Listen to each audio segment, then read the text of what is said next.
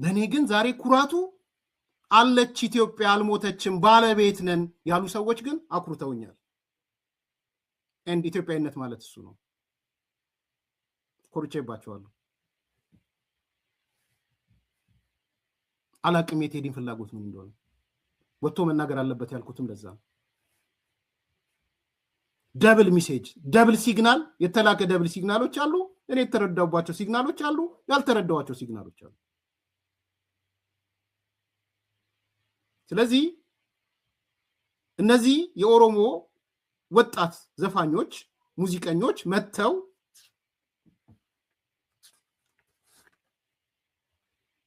ሞትን ሳትፈራ ወድቀናል ለአገር አፈር እየላስን አበቃን ለበርገር ቃሏን አልወደድኳትም እኛ ያቀናናት ገና ታብባለች ጨፍላቂው ሀገር እውነት ሞታለች እኛ ግን ኖራለን ይላል። አሁን ጨፍላቂናት አይደለም እሱ ውስጥ መግባት አልፈልግም።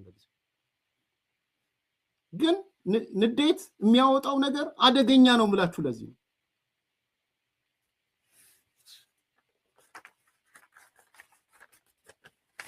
ጉድ እኮ ነው የአገር ካባ ለብሶ የመንደር ሰባኪ መላከ መስሎ መጣይሬስ አምላኪ። እኔ ግጥሙ ሙሉ እየወሰድኩት አይደለም ባይዘው ኮር ኮንሴፕቶቹን ነው እየወሰድኩ ያለሁት። ይከፈት መዝገቡ ታሪካችን ይታይ አገር ማን ገነባ ማን ነው ደግሞ ገዳይ። ዛሬ ይሄን እያሉ ያሉት የኦሮሞ ልጆች ናቸው። ይከፈት መዝገቡ ታሪካችን ይታይ ማን አገር ገነባ ማን ነው ደግሞ ገዳይ።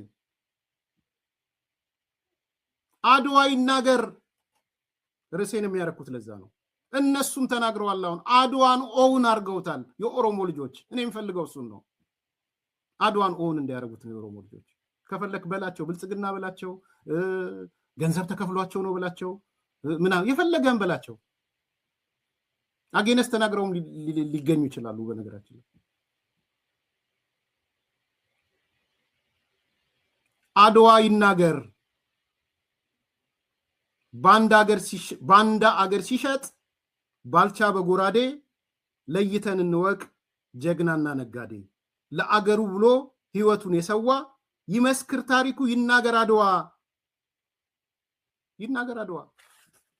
እና ዛሬ የኦሮሞ ልጆች አድዋን ኦን ሲያረጉ ረጉራው ልል ነው።